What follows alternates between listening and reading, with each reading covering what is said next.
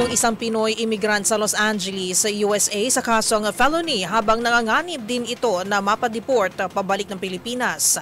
Isang humanitarian aid boat naman ang hinarang ng otoridad ng Israel dahil sa paghihinalang tinutulungan umano nito ang mga militanteng grupo sa Gaza. Ang mga balitang mula sa ibayong dagat tinutukan sa Global Headlines Report ni James Galangi.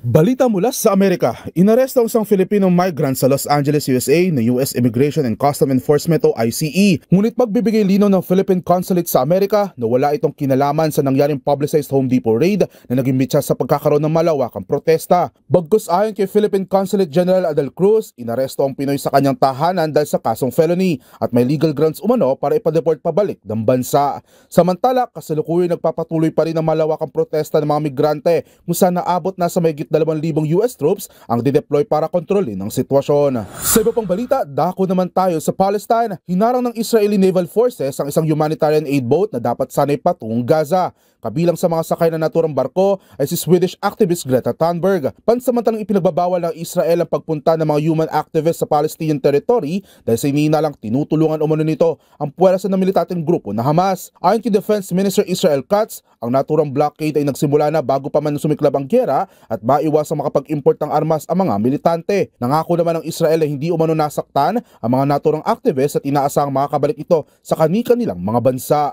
At yan naman nakalap nating balita mula sa iba't ibang panig ng mundo. Para sa MBC TV Network News, ito si James Galangi ng DZRH TV, una sa Pilipinas, una sa Pilipino.